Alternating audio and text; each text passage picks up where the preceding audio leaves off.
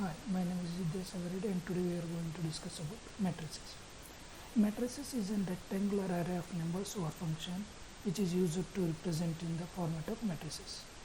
The horizontal lines which are used in the matrices is known as the rows and the vertical lines which is used to represent in the matrices is known as the columns.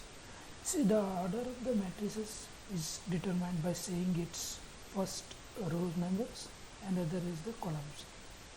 The row number is indicated in the form of m and the column is indicated in the form of n. The order of the matrix can be written as m cross n. M indicates the row numbers and n indicates the column number. There may be of different types of matrices which we use to represent the array of numbers or the functions. It mainly consists of seven types of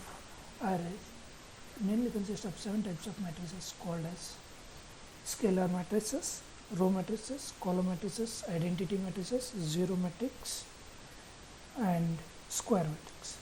First we shall discuss about the row matrix. A row matrix is called a matrix in which it should have only one row and any number of columns. It is known as the row matrix. It means that matrix should have only one horizontal line and any number of vertical lines. It is known as the row matrix. And second and most important is the column matrix. The matrix which contains only one column and many rows is known as column matrix. It means it can contain any number of vertical lines. It should contain only one horizontal lines. It is known as the column matrix. And when it comes to the zero matrix, in zero matrix all the elements in the matrix are zero, then it is called as a zero matrix. It should contain all elements, either it may be the row elements or the column elements. It should contain only zero, then it is known as a zero matrix. Next, when it comes to the square matrix, the row number and the column number should be the same, maybe 2 or 3. It doesn't matter, but only the matters is it should be the same row number and the same column. It means m should be equal to the n. It means row number should be equal to the column number. Whether it may be the 2 cross 2 or 3 cross 3 or 4 cross 4, it doesn't matter. It should contain same number of rows, same number of columns. And when it comes to the diagonal matrix, all the diagonal elements should be non-zero and other non-diagonal elements should have to be the zero. It means that the diagonal element should not be equal to the zero and remaining all other the elements just like other than the diagonal elements should have to be the zero. Then it is known as the diagonal matrix. When it comes to the scalar matrix, all the diagonal elements should be the same, whether it may be the 2 or 3, it doesn't matter. All the diagonal elements in the matrix should be the same number, should be the same identity or should be the same functions. And if it differs in the diagonal elements, then it is not called as a diagonal matrix. And when it comes to the identity matrix or unity matrix, all the diagonal elements should be the one, just like the scalar matrix. But in the unity matrix, the diagonal elements should be only one.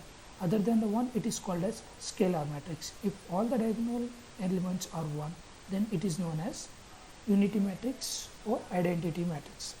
And next we shall discuss about algebra of matrix. It means we can addition of the matrices, subtraction of the matrices or multiplication of a matrix by a scalar quantity. Addition of the matrices can be performed when both of the matrices should be of the same order. It means 2 cross 2 or 3 cross 3, both. The addition, it means when we consider two matrices, just A and B, it should be of the same size. If it is A is of 2 cross 2, then B matrices should also be the 2 cross 2. Then we can add both of these matrices. If it differs from the row number or size number, we cannot add the matrices. The similar way of the addition, we can also subtract the matrices. It should be of the same orders and it should not be an identity matrix. And this is known as the addition of the matrix and subtraction of the matrix. Next, Multiplication of a matrix by a scalar quantity. It means we are multiplying a matrix by using a scalar quantity. Irrespective of the row number and column number, this scalar quantity is multiplied to each and every element of the matrix. It means it should have to multiply with the first row first element, second row second element, third row third element. It means the scalar quantity should have to multiply to the whole matrices elements. Then it is known as a multiplication of a matrices. Then we shall discuss about the transpose of a matrix. The transpose of a matrices is nothing but a matrices when it is change of the rows and columns. It means when a matrix is changed row number and column number, then it is known as a transpose matrix. It means rows element is changed to column element is changed to row element. Then it is called as a transpose of the matrices. It is useful when we should have to perform complex operation. Then it is useful for the transpose of a matrix. Okay, thank you.